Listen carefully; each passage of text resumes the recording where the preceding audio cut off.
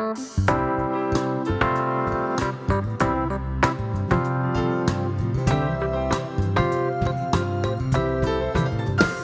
am whole, I am complete.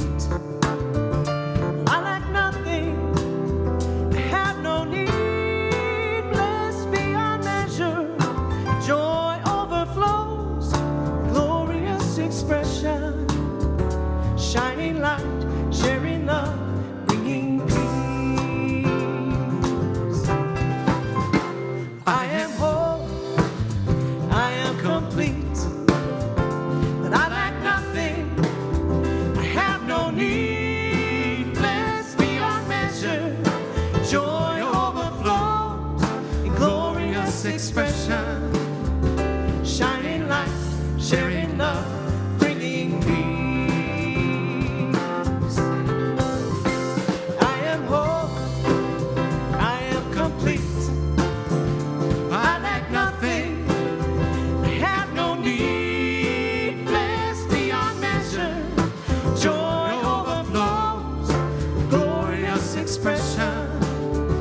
Shining light, sharing love, bringing peace. Shining light, sharing love, bringing peace. Shining light, sharing love, bringing peace.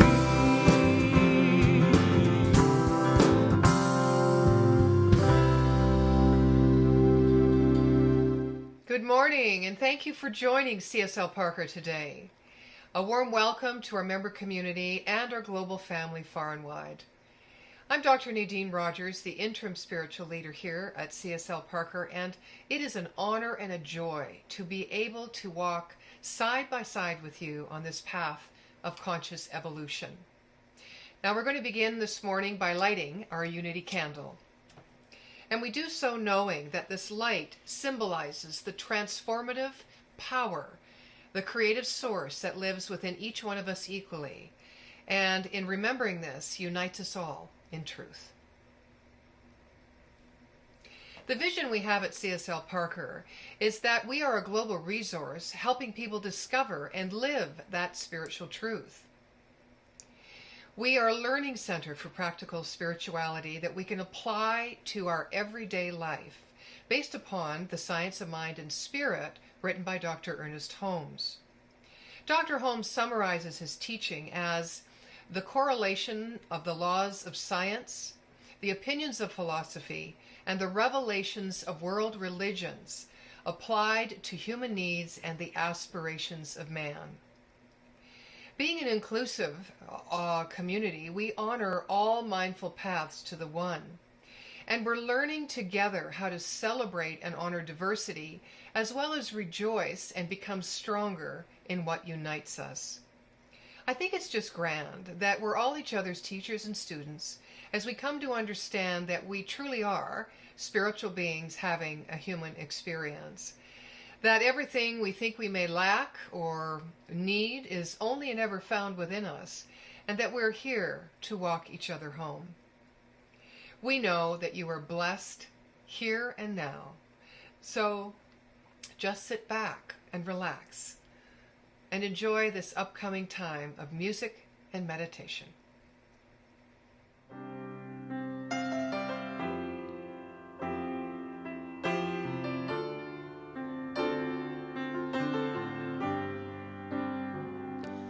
Gratitude before me, gratitude behind me, gratitude to the left of me, gratitude to the right of me, gratitude above me, gratitude below me, gratitude within me, gratitude all around me. I'm so grateful. I'm so grateful. I'm so grateful.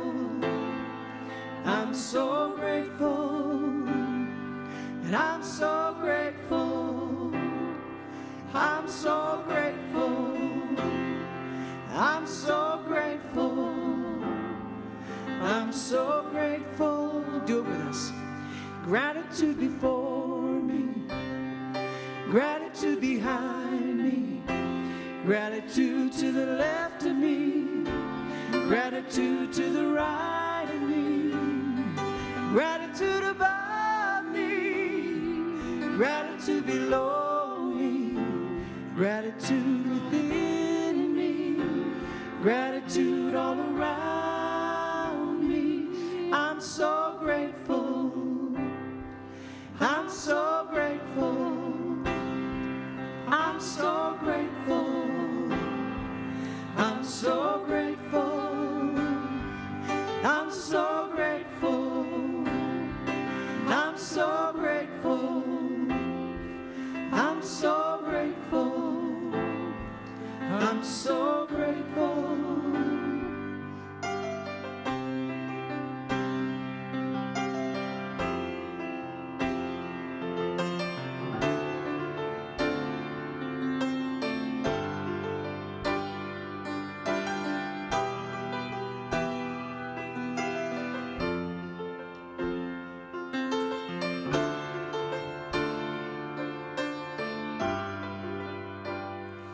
I'm so grateful, I'm so grateful, I'm so grateful, I'm so grateful, and I'm so grateful, I'm so grateful,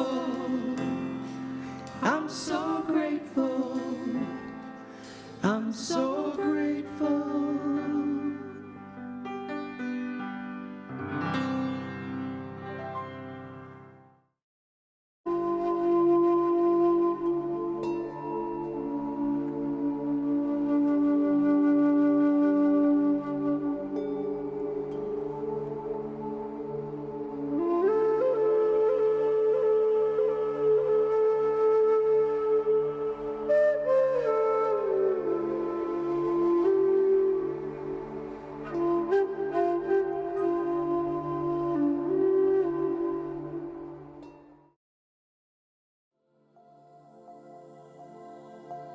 Spirit is here. Take a breath in and out, releasing any tension and stresses. Breathe in again and know Spirit is always present, always accessible in all time and space. Breathe in the mystery, the divine mystery, ever present and ready, for nothing exists without it. Continue to follow your breath until you can feel your body relax. Staying in this moment, we live and breathe in the mystery.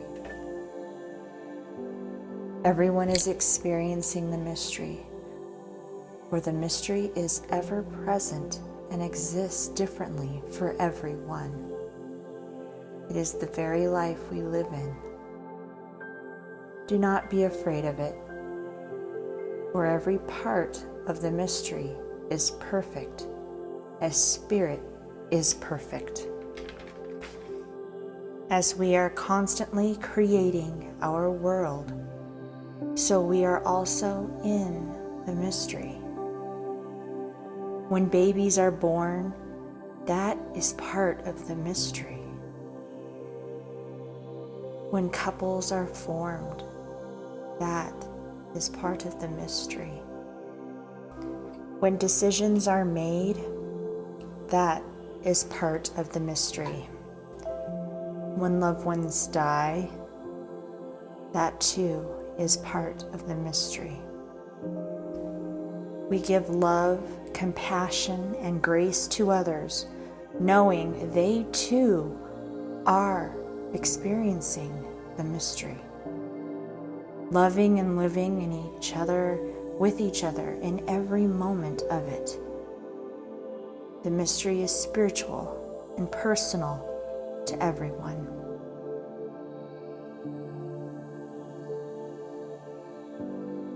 Listen to the still, small voice inside, guiding us through the mystery and shaping it for us.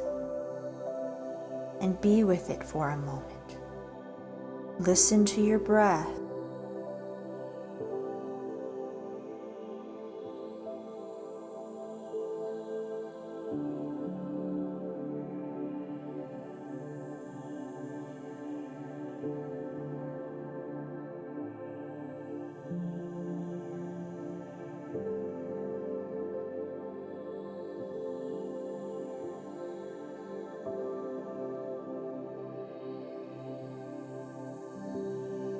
Because Spirit is as it always needs to be, so is the great mystery we all experience. All is perfect, whole, and complete.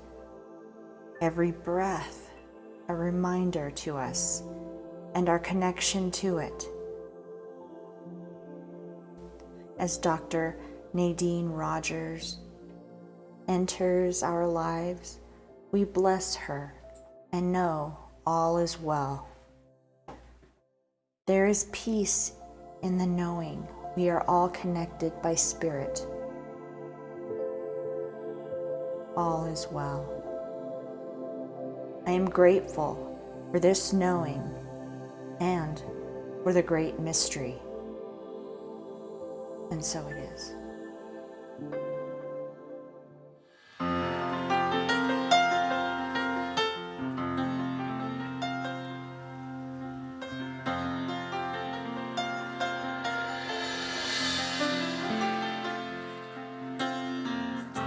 Second chances, second chances, reflecting on the things I've done. Second chances, second chances, knowing that the best is yet to come. Cast a stone out on the endless stream of possibilities. Watch the ripple flowing, trusting, ever knowing where it leads.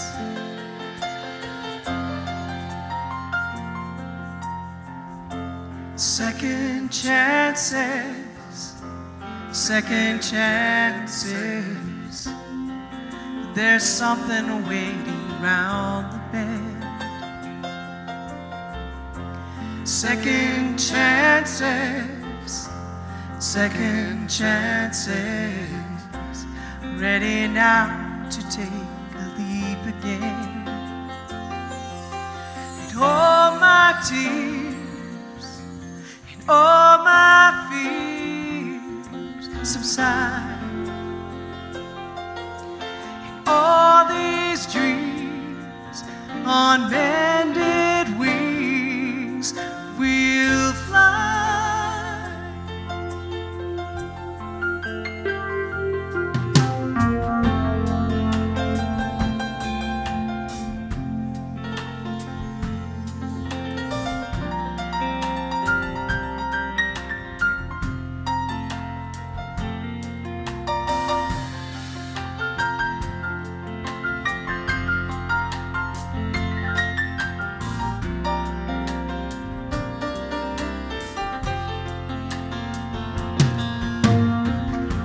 Second chances, second chances, reflecting on the things I've done.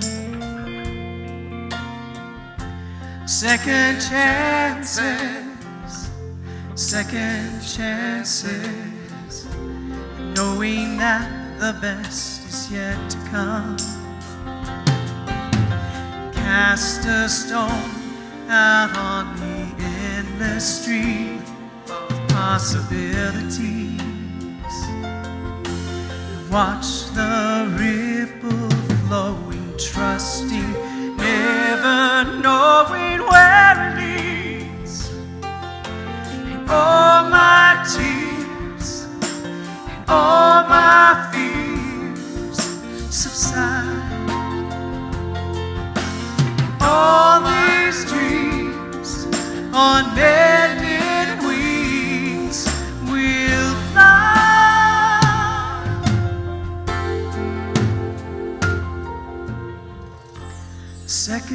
chances, second chances. Here I go again.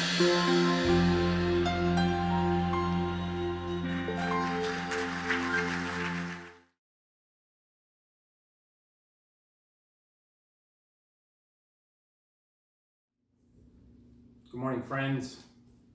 I'm Reverend Phil Tapp. It is my pleasure today to have the opportunity to deliver today's Sunday talk in our month-long series of Inclusion in Action. I will begin today by lighting our Triunity candle. Interestingly enough, what you see here with this candle arrangement it's something that's been put together by Cindy. As you can see, it's cut out of logs, and it has some taper candles in it. I'd say logs, it's little mini logs, right? But we'll literally call it the Triune candle today. And what this represents is it represents we'll say that represents cause. This represents medium.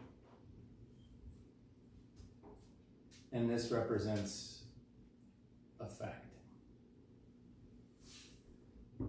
All of those are part of the creative process of the one, right? And so as we go about our talk today, which is titled One for All and All for One, let us keep that in mind, that is what we're looking at. You guys know that I'm all about numbers, and for these today, we're going to be talking about the numbers 1 and 3 specifically. So let's begin with that quote. One for all for one. If you were able to read the e-blast, then you would know that I gave you just a little bit of a Jeopardy question as to where in fact does that come from. Perhaps it was this idea of, what is French literature? As a matter of fact, this quote comes from the Three Musketeers, an 1844 novel put forth by French novelist Alexandre Dumas.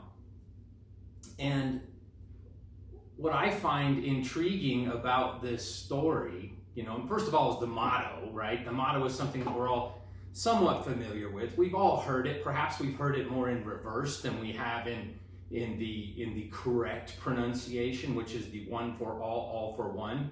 Perhaps in America, we've heard it a little bit more as all for one, one for all, which I will get to in entirety in just a little bit. But I'd like to explore right now just some of what Alexandre Dumas was trying to put forth in his story, The Three Musketeers, and that perhaps there's a little bit of a metaphysical meaning for us contained within all that. Common themes today will be something along the lines of love, amity, and friendship that appear in this story. But it is also coupled with the creative process as well, creative process in the individual. So the story goes, and many of you may be familiar with this story. It's been popularized quite a bit. There's been several movies that have been made about it. One of them, the most recent one being The Man with the Iron Mask. I think it had Leonardo DiCaprio, Antonio Banderas, maybe Jeremy Irons. I think those all sound familiar names. I vaguely remember the film, but the point of the entire story is it is representative of the hero's journey of Joseph Campbell, of which we are all familiar, in which the hero needs to face a series of trials in order to become who it is that they are meant to be.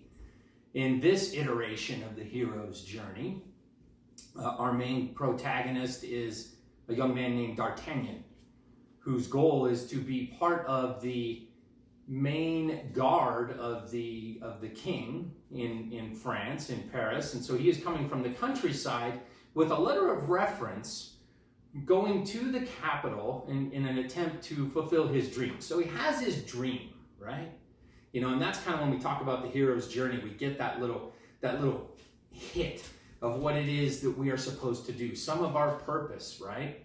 So he launches out on that with this letter of reference, which is important because it's going to get him in the door of where he needs to go. On his way to where he is headed, he runs into some trouble. He runs into someone who soundly thrashes him in a duel. And as a result of getting soundly thrashed, he misplaces his letter. He can't, so he's left somewhat without identification. He ends up making his way back into the city, where he meets up with a group of three men to which he is going to engage in a dueling match with. Now, it turns out that these three are the three musketeers of the story, and that what they represent is that they potentially represent the triune nature of spirit, and here's how. D'Artagnan, prior to meeting up with these folks, is struggling, right? He's had a difficult time. He meets up with them, and it looks like he's going to do battle with them. Instead of doing battle with them, what he does is that they're getting ready to duel, preparing to duel, and here comes the local authorities, because dueling is actually, believe it or not, is not sanctioned. It's only acceptable if it's sanctioned by the government. So all four of them end up becoming, quote, fugitives, right? And as a result of that, they work together, and they end up triumphing over an attack from the king's guard. Now, what I see in this story is that this is an example of how we tend to, when we apply it to our own lives, right? This is an example of how we tend to run on what we might call self-will, where we are not in flow, in harmony with the law. And what happens when we have the opportunity to move toward that, where we move into a conscious recognition of that which we have? Because see, once he develops this friendship with these three musketeers, Porthos, Athos, and Aramis are their names, which we may term them as being cause, medium, and effect, which is another way of saying unity, the triune nature of God. Once he aligns himself with these, magical things begin to happen. And I say magical, but that's perhaps not the greatest way to term it. Perhaps what happens is that D'Artagnan becomes familiarized with the law. And as a result of that, he is able to begin to achieve his dreams. Remember that we talk an awful lot about how the how of something may not be part of our business, but that we are to just choose simply and know that the how is coming to pass. So in this iteration, D'Artagnan befriends the law. And this is a wonderful, when I sat and thought about that in meditation, there was a passage in Ernest Holmes' Science of Mind textbook that came to me that I thought about that. This appears in the law of attraction. We should approach the law normally and naturally and with a sense of ease. There's nothing peculiar or weird about it. It is a natural law, working in a normal way, and must be thought of in this light. Here's the key phrase. We should come to consider the law and the Spirit as friends, and think of them as such.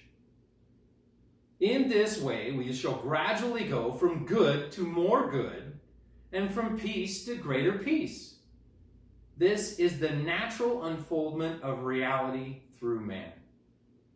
We should expect the best, and so live that the best may become a part of our experience. The key there, obviously, aside from the fact that, the law is our friend, God is our friend. We have the greatest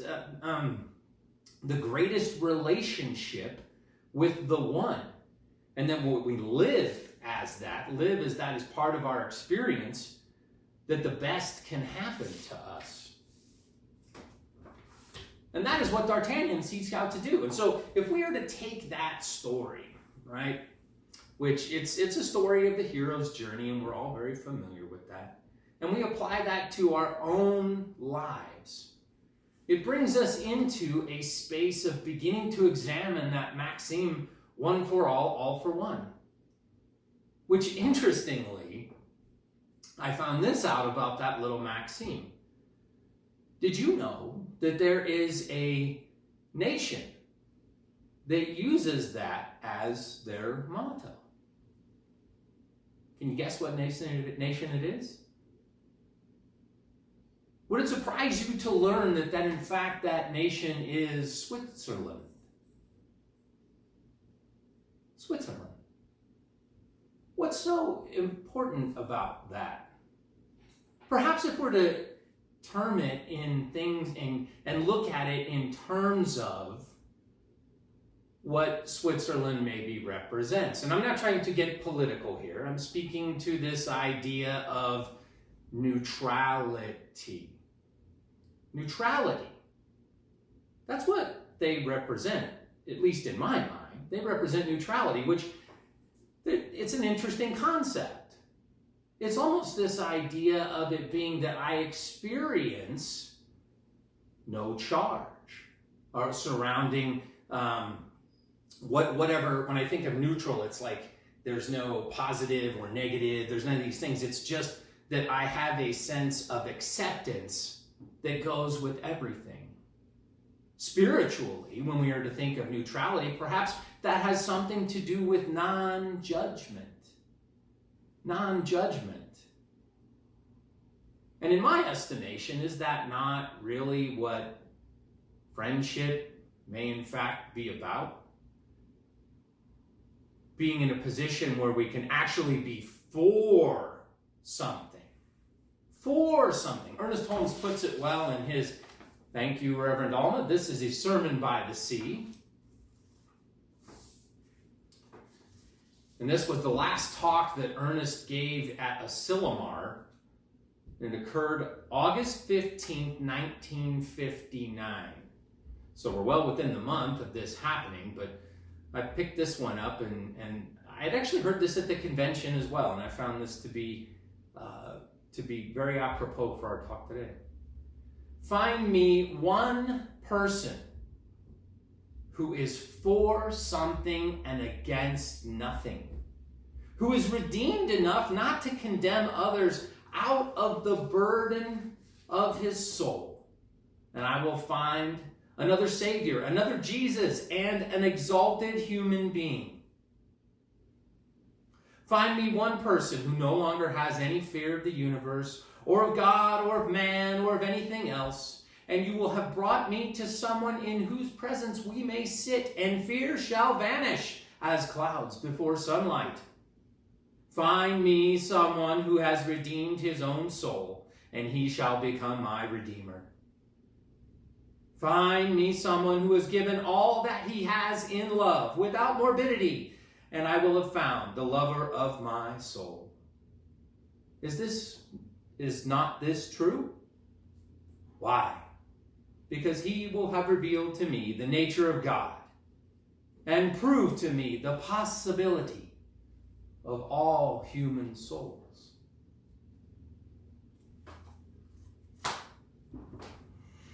Ernest challenges us there, doesn't he? Part of it is this idea of us being, what would it be like if we could be a friend to everyone? A friend to everyone. In that sense of neutrality and that sense of space of, what's the word I'm looking for here? A sense of non-judgment. Because ultimately, in a very large capacity, that is what we need to extend to people to be in an area of friendship. And that is what the Three Musketeers really embody. Not only a friendship with God, a friendship with the law, but what it means is that once we have an active knowledge of our own creative power, we have a tendency to use it for ourselves first. And that makes sense. It really does. It makes sense for us to use the law to make our own lives better. It really does. But following that recognition and that realization that comes from that, perhaps there's another level where we seek to give that out. And in giving it, it is how we become to know who we are. So here's where the law of circulation comes into the talk today. It has often been said as you give, so shall you receive. And I would liken that as is not so much about size, because spirit doesn't know size. It's about the feeling that happens when you give. That feeling of sentiment, that feeling of love. Because ultimately, those are the greatest things that we have to give. Love, attention, companionship. These are the things that really are worthwhile in life. And when we approach the maxim of one for all for one, which is an entirely inclusive statement, isn't it? It is. We approach that with the idea of amity and the idea of friendship and act upon that. We enact the law. What does Ernest have to say about friendship?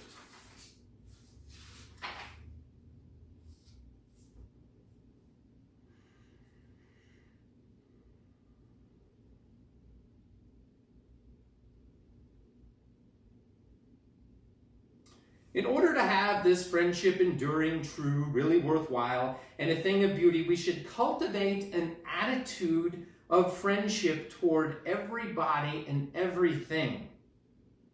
The one who has learned to love all people will find plenty of people who will return that love. This is not mere sentiment, and it is more than a religious attitude of mind.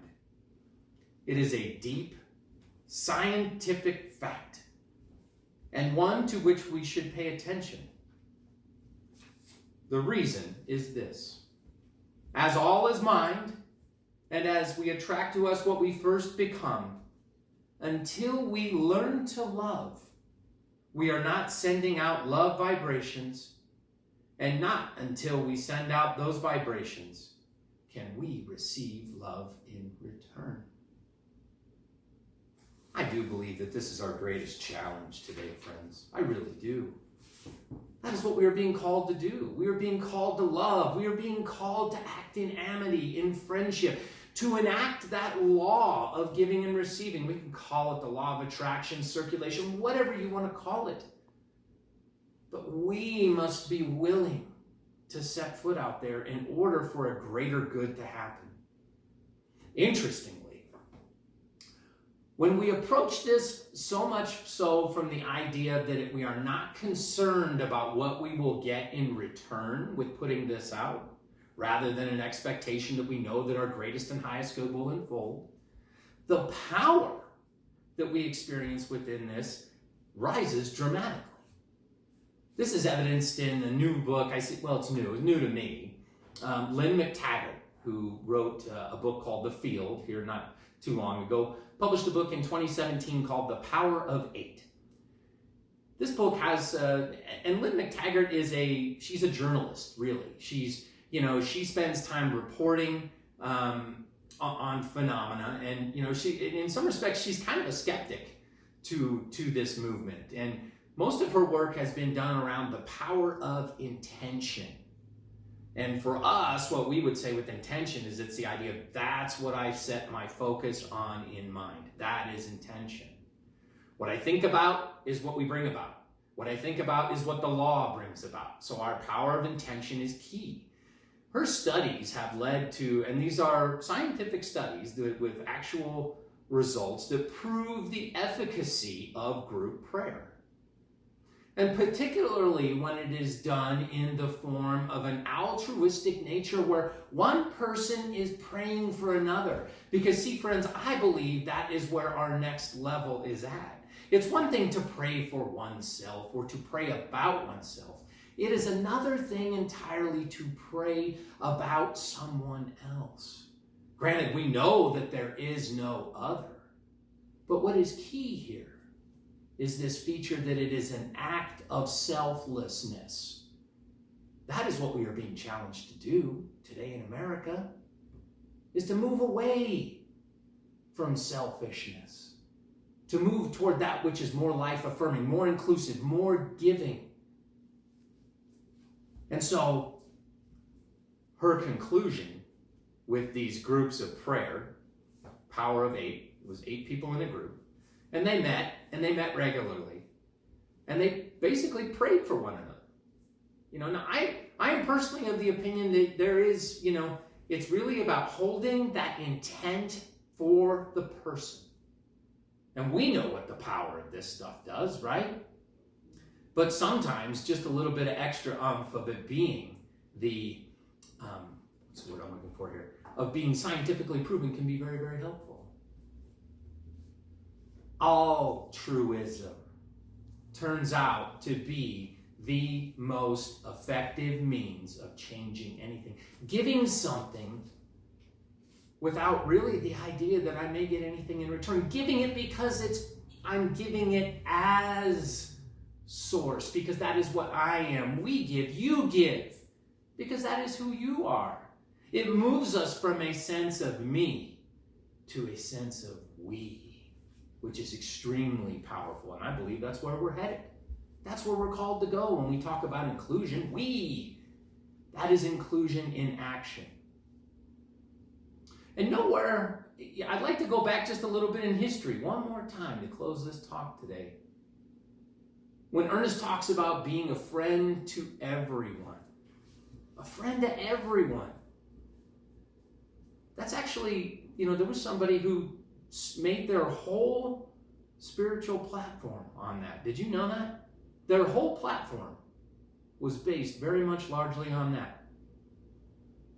A woman named Jemima Wilkinson was born in 1750 in the Rhode Island area. She was a somewhat well-to-do daughter of a merchant who she had access to the Bible, she had access to learning to read and write and all these things, and she was very, very articulate, right? A very well-educated person, well put together, very societal to some extent. Would expect to be married to someone who was in the upper echelon of the elite at that time.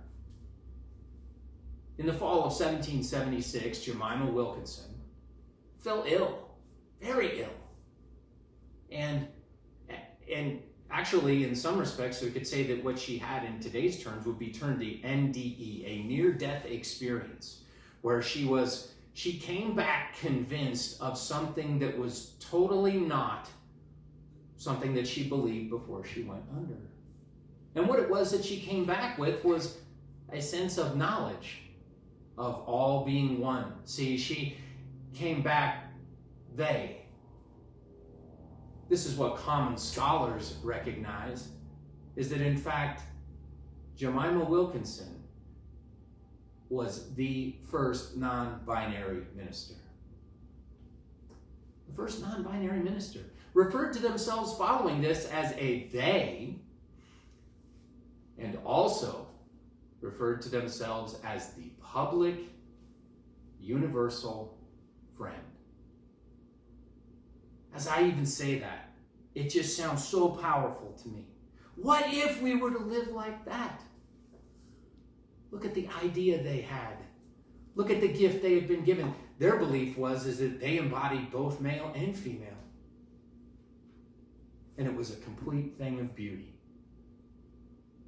They started the Society of Universal Friends. What would it mean if we all came from that space today? Universal friends. That would truly be one for all. And in that conditional statement, which one for all, it would come back to me, come back to you, as all for one. All for one.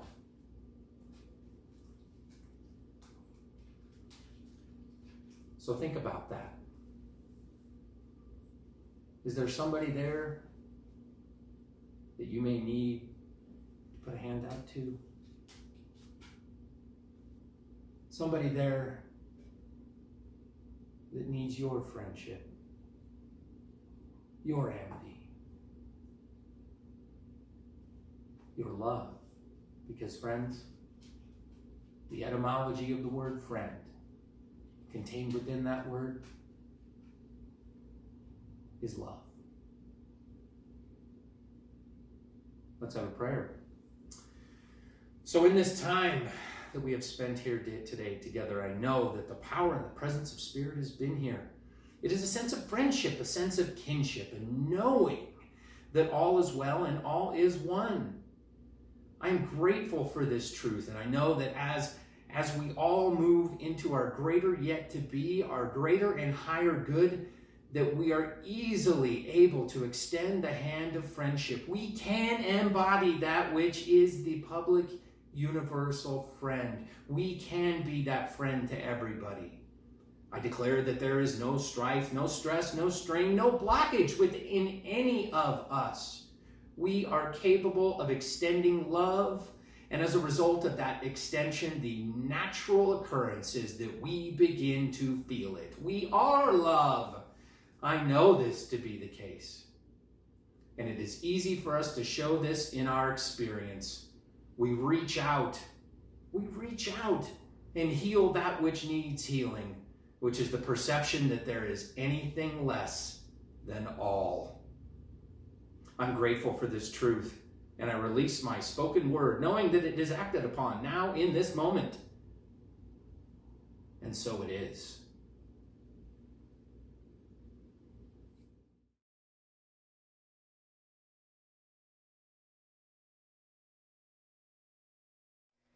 And now I invite you into this opportunity of sacred giving, knowing that there is an infinite supply of prosperity and abundance that is operating in and through us.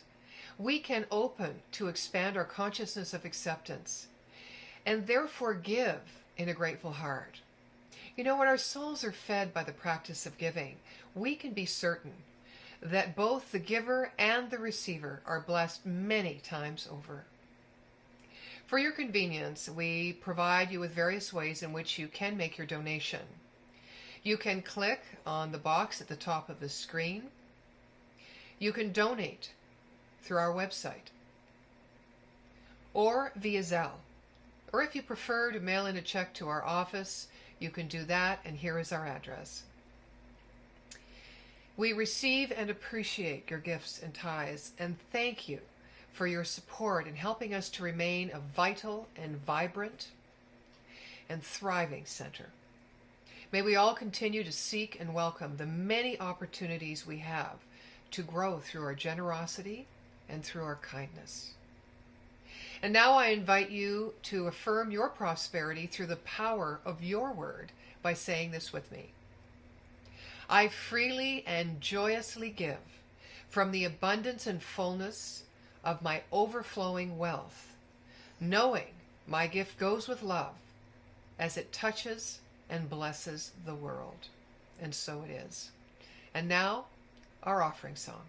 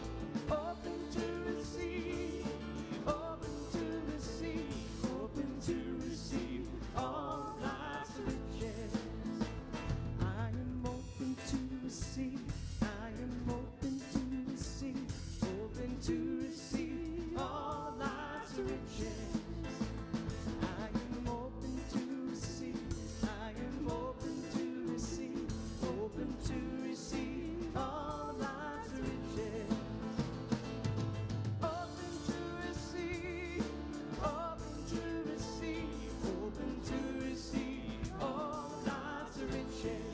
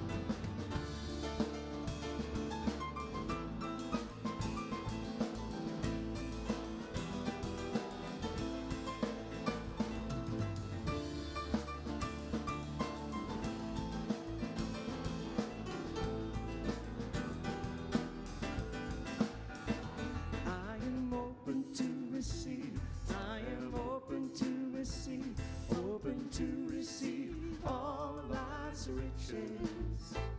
I am open to receive. I am open to receive. Open to receive all of life's riches. Open to receive. Open to receive. Open to receive all of life's riches. Open to receive. I'm open to receive. Open to receive all of life's riches. Open to receive all of life's riches. Open to receive all life's riches.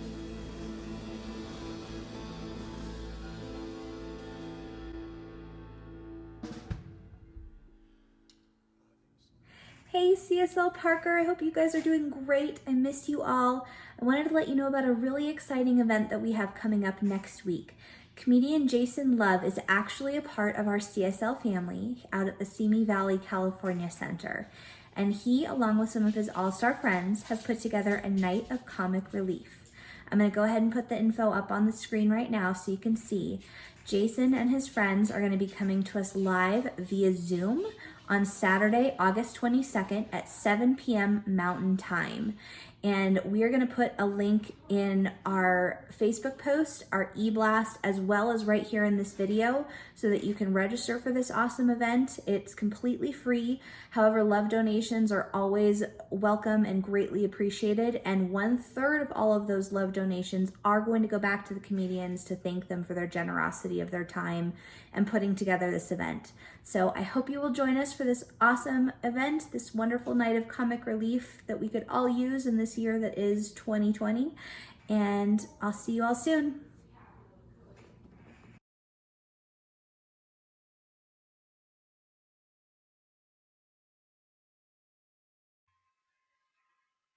Please join me in a closing prayer treatment. I move into the presence, the energy, the light, the love, the infinite possibility of spirit living as me. And I say thank you. Thank you for this opportunity to be the channel, the messenger, the way shower, the learner, the student, the teacher, the mentor. Thank you for allowing me to have the life I have, for being who and whose I am, respective to my own expanding consciousness in every given moment. I speak my word for the part of me in this universe known as everybody here, far and wide, listening and not listening, knowing that they too are the beautiful, perfect emanations of the Holy One, that life is good and very good, and that all life moves forward, evolving in divine right action just as it is meant to be, uniquely and divinely, as the individualized expressions of this Holy One. I give great thanks for this truth.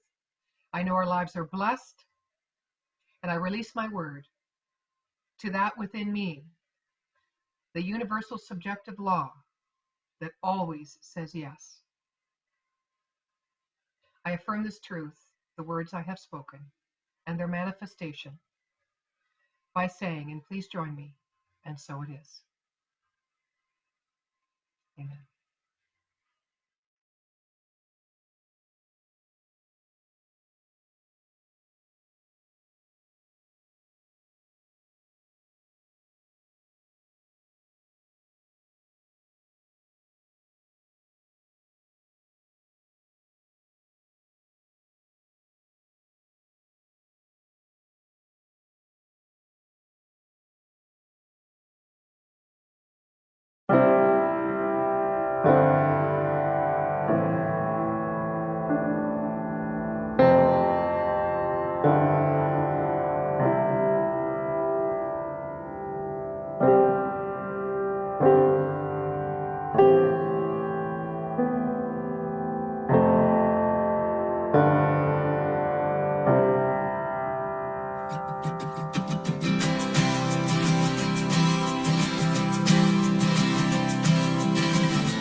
To be humble, to be kind, it is a giving of the peace in your mind. To a stranger, to a friend, to give in such a way that has no end. We are love, we are one. We are how we treat each other when the day is done.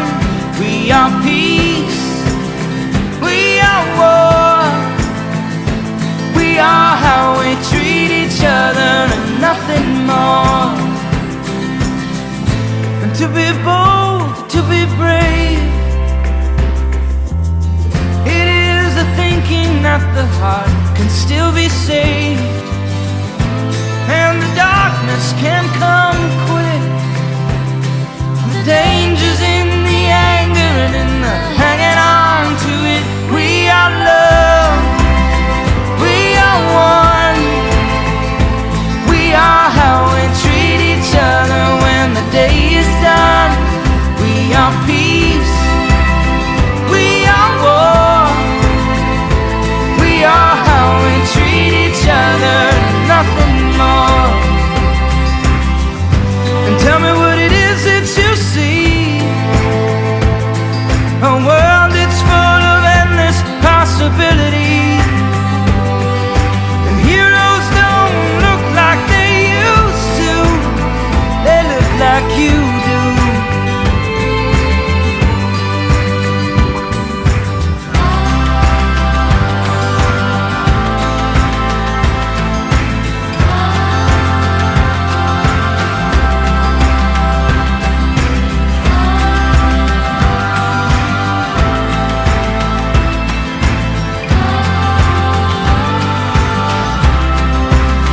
We are love, we are one.